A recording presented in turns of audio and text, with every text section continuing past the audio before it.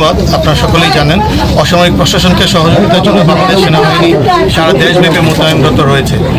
গত 3 দিনের ভারী বর্ষণের কারণে উজান থেকে নেমে আসা পানিতে শেরপুরের মতো নেত্রকোনা এবং আমাদের কংস এবং সোমেশ্বরী নদীর মোহনায় যে আশ্রয়ণ প্রকল্পটি আছে এই জায়গা সহ বেশ কয়েকটি গ্রাম প্লাবিত হয়েছে, আমরা সব খবর পেয়েছি। তো আপনারা আজকে যে ত্রাণ দেখেছেন এটা অতি সামান্য। আমাদের পক্ষ থেকে এখানে কিছু চাল আছে, কিছু শুকনো খাবার আছে এবং বিশুদ্ধ মিনারেল ওয়াটার আছে। এই জিনিসটা সরকারের পক্ষ থেকে না, এটা বাংলাদেশ সেনাবাহিনীর পক্ষ থেকে আমাদের সৈনিক যে নিজেদের যে রসদ আছে সেই রসদ থেকে বাঁচিয়ে আমরা এটা ব্যবস্থা করেছি। এবং এটা আমাদের 8 ইস্ট বেঙ্গল রেজিমেন্ট দি পায়োনিয়ার্স বলে থেকে আমরা দি পায়োনিয়ার্সের পক্ষ থেকে এটা আমাদের নেত্রকোনাবাসীর জন্য। আমাদের এই প্রচেষ্টা অব্যাহত থাকবে। আমরা আশা করছি যে কোনো প্রাকৃতিক দুর্যোগে অতীতের মতো ভবিষ্যতেও বাংলাদেশ সেনাবাহিনী বাংলাদেশের জনসাধারণের পাশে থাকবে। ধন্যবাদ আপনাদেরকে।